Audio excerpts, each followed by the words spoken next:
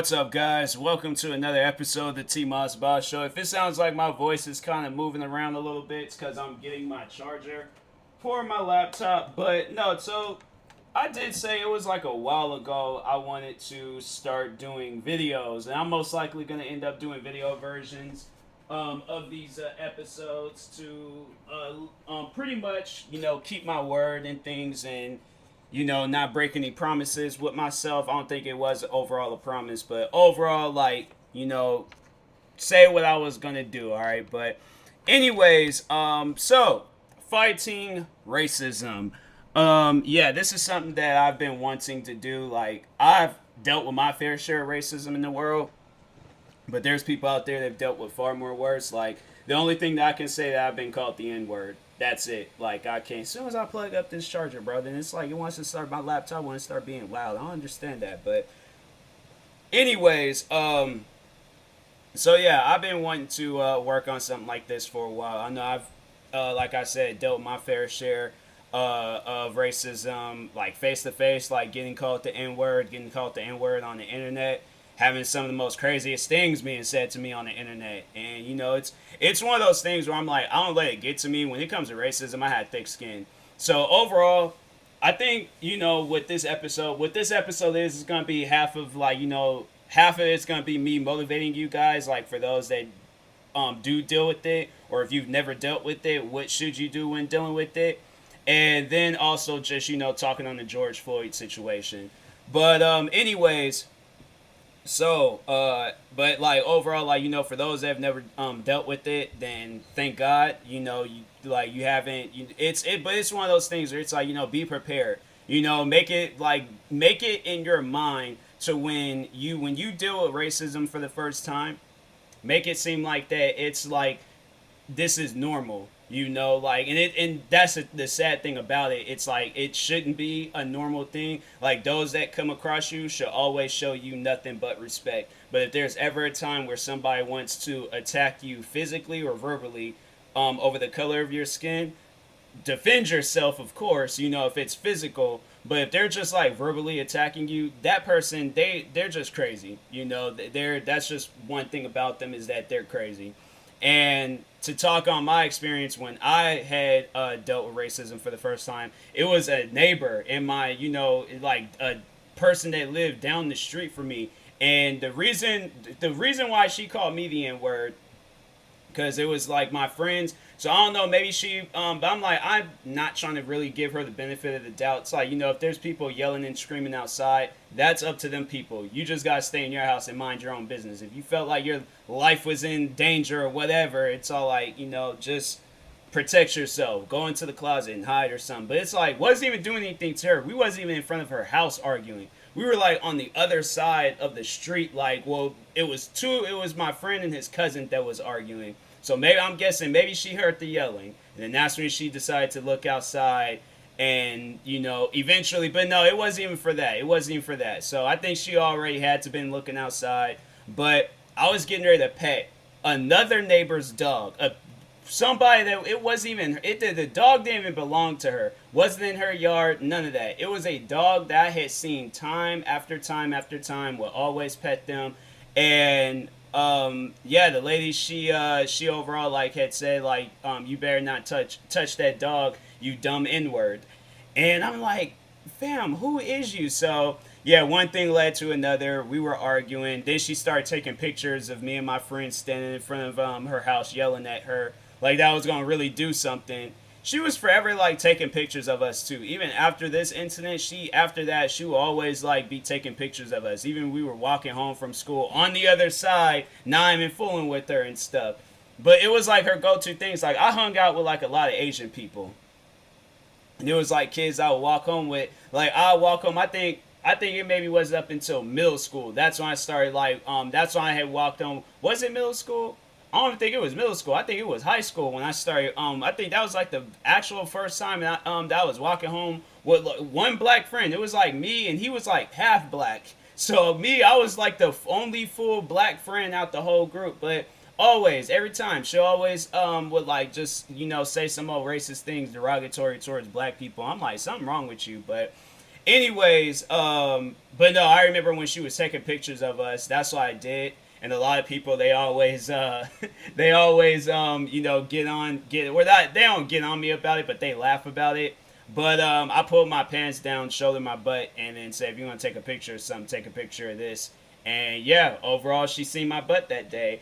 And she called the cops. Called the cops, got yelled at by my dad because it wasn't supposed to go that far.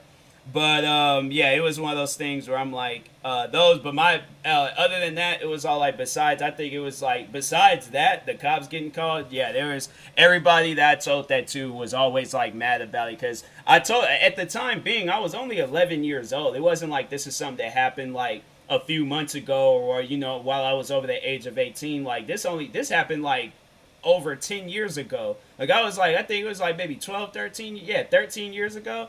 And my thing is like, okay, kids is gonna be outside. Plus, because it was the last day of school, so I'm like, kids is gonna be outside. They're gonna be yelling, having fun, and all that stuff. So I don't know what happened with her that day, but that wasn't even our first time. I remember she yelled at one of my friends for riding the bike in her yard, and yeah, I was like, that lady. She don't live in the neighborhood no more, but yeah, she was a wild one. I was like, dang, I don't know who made you so upset, but that's the thing though. It's like to talk to like racist people, like they're gonna really listen to things, but it's like, look, whatever problems you've dealt with in life towards, and most likely haven't dealt with nothing. That stuff was already probably built up in her head and things because of something that her parents then told her. It's like y'all living a rough lifestyle. It's like, okay, for one, you should be living down south in a racist area if that's what you're gonna if that's how you're gonna be acting. But it's like you're gonna be living like up north. The thing is like I live in Washington State. There's not a whole lot of like racist stuff that goes on out here. It's like I think maybe recently with these like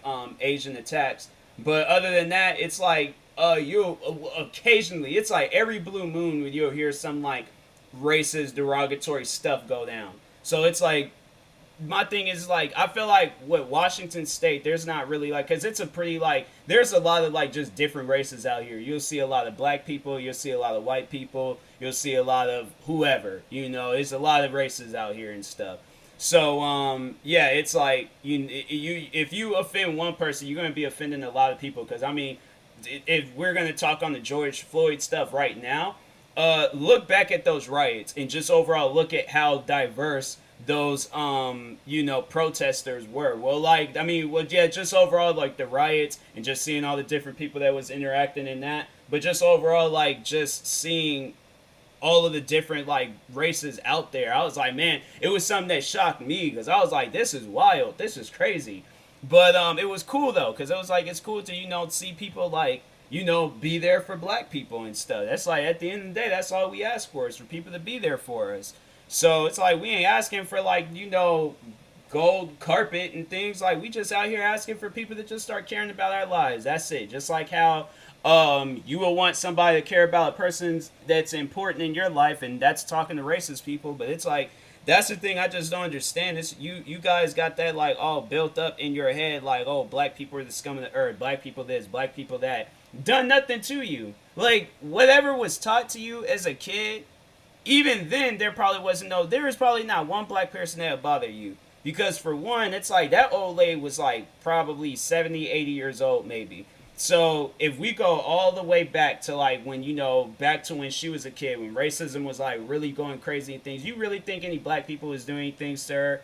Especially the way that she was carrying on. Most likely she was born somewhere down south where a lot of racism was going on and stuff. You really think any black people was doing anything to her? No, they wasn't. So that's why I'm like, I don't know what black person made you mad or what your knowledge is about black people, but it's like, fam, we ain't did nothing to you. So it's like all that energy where you're out here cursing out 11 to 13-year-old kids and stuff because one of them decided to pet a dog that's not even yours. You guys sit down and think like that situation ain't cool. So yeah, I remember when she called the cops on that. She called the cops on me. And then, overall, it was dumb. But we had told the cops, like, why we were, like, in front of her house yelling and stuff. Because it was like, well, for one, we wasn't even, like, we was yelling. Well, my two friends, they were arguing about whatever. I can't remember what they were arguing about. But yeah, we were arguing in front of her house and yelling at her because she called us the N word. So yeah, overall, like, the cops, I don't think no charges was being pressed or nothing was going to go down. The cops just says, like, hey, go home. And just because it was like, I messed up by flashing her. Probably if I didn't flash her and was just like, she overall caught the cops and things, probably she would have gotten in trouble a little bit more. But indecent exposure from a minor and stuff, and then overall it's like it doesn't really fall one and the same, but it's one of those things where I'm like, hey, I'm not tripping about it, it is what it is. Like, if that's what was gonna be the outcome, that was gonna be the outcome. Like, I ain't gonna argue about it. Like, my thing was, is like, 11-year-old kid, I just didn't want to go to jail. So I'm like, I'm not trying to go to jail, for some stuff like this. So yeah, that was the first and last time I did that stuff. But anyways, but even after that, then getting into YouTube and then just seeing the amount of racism that you'll face on there, it was like, yeah, it was, a lot of it is just crazy. It's like far more worse than, what that lady was saying to me and things, like, having it where people are saying that I deserve a noose, calling me a monkey, of course, calling me the N-word. What else? Like, I had people, like, time after time, like, saying some of the most racist, crazy things to me, and I'm like, fam, why? Like, you wouldn't say any of this stuff to a person face to face. Even that racist lady, she was in the comfort of her own home, like, screaming it from her window. She would not get into no, like, kid or whoever's face. Because I'm like, none of us wouldn't have done anything. We had just probably just been, still continuing, like, just yelling at her and stuff. But it's like, in a situation like that, what do you think would happen to you if you did get into a black person's face and you calling them the N-word and saying all this other stuff? There's times where I've seen videos where black people don't care about your age. They don't care about who you are, man, woman. If you call them the N-word, you're gonna get stolen.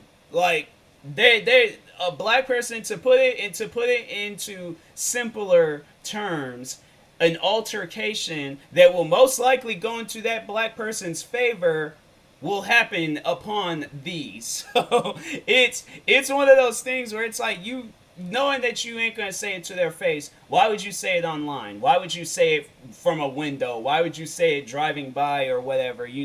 That's the stuff that I just never understood about the racists. It's like, okay, if you're gonna, my thing is, it's like, you need to have the same energy, how, like, when you are, like, on the internet or with a group of friends, you need to have that same energy when you're by yourself with nothing there to protect you and you're facing a black person. They ain't got nothing to lose, and they're waiting for the day.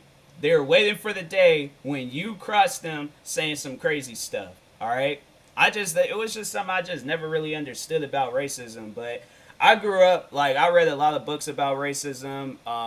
What else? Like, I studied that stuff. Of course, watched a lot of, because I'm really big into movies and TV shows and stuff. So, of course, I watched a lot of, different movies and TV shows about racism and slavery and all that stuff. And it's like, it's crazy. It's very crazy, like, the amount of things that black people have to deal with. And even still to this day, like, I think that's a story that a lot of people don't really know too much about. But the Rodney King story. Rodney King, I think he was just an activist, or he was just a random guy. I don't know. I don't really know what was his situation, but dude got beaten badly by these cops. Got beaten badly, all right? And they got off free. Like, nothing didn't happen to them. And that's why if you go back and you look at, like, like, there were some riots that had went down back in the 90s that was, like, it was far more crazy. I think they called, like, the LA riots, and it was because the outcome of what had happened with like, the cops, they didn't face any time for what they did, so they were all let off free. And yeah, them LA riots, like, that's why people still to this day, like, if you wonder, like, why do riots happen, it's because of, like, of, like, of that outcome. Because after that, like, if a cop got caught beating up some person of color or whoever and things, and it's like, because the thing is like, if you have not seen the Rodney King video, then they were, like, standing around him just beating him. And I don't think a lot of people they don't know that. They don't understand, like, why do these riots happen. So I'm like, that's why those riots happen, because that's people, when you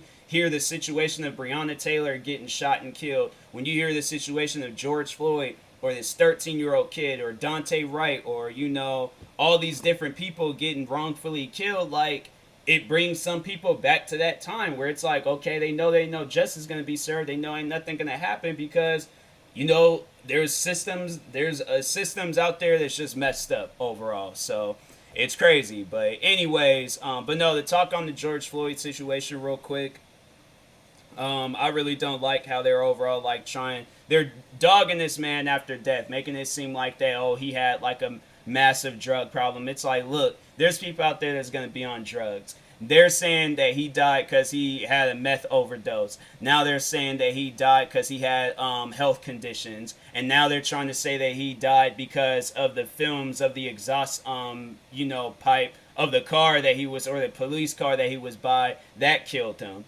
So it was like they're trying to name off all these reasons besides the one thing that we all seen in the video. Ain't nobody paying attention to what drugs he had in his system, what illnesses he had going on within him, or no exhaust pipe to no car. We're paying attention to a cop that had his knee on his neck for 8 minutes. And I'm saying, like, you don't see that everybody in this world, like, in the middle of a fight doing that. You've never seen that before. And you've never heard of nobody, like, dying until George Floyd. And now it's like you see where that stuff then happened. And it's like, well, how do you think people are supposed to feel about that? How do you think people are supposed to react to that? We ain't gonna be like, oh, well, he had it coming. He had it. Like, there was somebody that sent me a tweet out saying, what was that? What did that tweet say? Because I saved that tweet and I was like, I've been meaning to screenshot it and just, show people the ignorance that I get. But somebody has said, we would care if everybody else stopped resisting arrest, keep resisting the police. We are not caring. We won't feel sorry for you either. And when you send a person some stuff like that, you think they're supposed to like agree with you. You think they're supposed, no, we're not going to agree with you. My thing is like, you're not black. So therefore you understand. You're not a person of color. So it's like everybody, it's like from people that have been looked at because of some scary, person thinking they're this scary black rapper holding guns and drugs and all that. I mean, look at the situation with the rapper J. Cole. And people was thinking that he was a drug dealer because he had a lot of people going through his house. He made a whole music video out of it called Neighbors. Go watch that video and you'll overall see it's like, yeah, it's just crazy neighbors, right? Neighbors that's like, just being like trying to treat them as a stereotypical whatever, but it's like overall at the end of the day, J. Cole is a black man. Okay? Now, what other situations or, things that we're going to talk on? It's like, yeah, we can't help it. My thing is like, we can't help it if we're black. That's just who we are. There ain't no stopping that. There ain't no like me changing that and things. And there's this post that I've been seeing ever since like this stuff has been going down. Like I think ever since the George Floyd situation, it's like, cops are like cops throughout the day, like, or you just for a few hours throughout the day. Like what, 8, 12 hours maybe? I don't know where the hours for a cop. But I'm black 24/7. I can't take my blackness off and hang it up in the closet and be a completely different person. That ain't possible. That's just not possible. And with a cop, it's like they can do that. They can quit being a cop. A cop can quit being a cop, move on to something else, and, don't have to put themselves in that area of their life where they want to say that they're quote unquote feeling like their life is in danger. You can stop, like, you don't have to feel like that your life is, you can quit being a cop. I can't quit being black. So that's why I'm like, when they try to like tell me, it's like, oh, this is how you need to live as a black man. My thing is like, it doesn't matter what I'm doing. It doesn't matter how I'm doing it. A cop can look at me, okay, start getting aggressive. I'm trying to defend myself. Next thing you know, I got 2-3 bullets in my back. Like, that's literally everything that's going on in the world right now. Oh, and they're all like, oh, I felt like surrounded. My thing is like with the George Floyd situation, with the Dante Wright situation, because I just want to, talk on those two things real quick. Those cops surrounded by other cops, weapons, probably in their car and on them.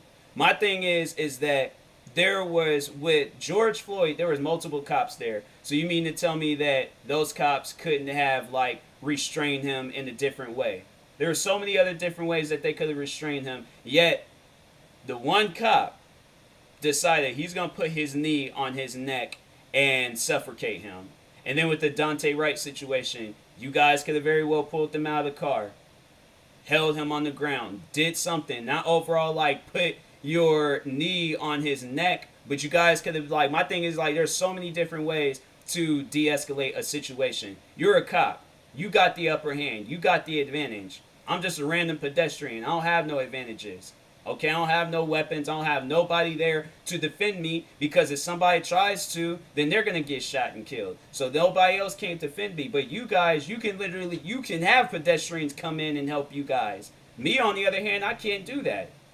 So at the end of the day, it's all like, when you think about it, like who has the upper hand and who doesn't, it's the cops that do. So it's like, you guys, your lives are not in danger. And if it is, then quit. Quit. That's it. Like, that's all that you have to do. But just like at the end of the day, your life is not in danger. It never has been in danger. Even with the Rodney King situation, George Floyd, Dante Wright, freaking everybody, every black person that has died because of because of some cop wanting to think that their life is in danger. It never was. You had it built. You're just not cut out for your job.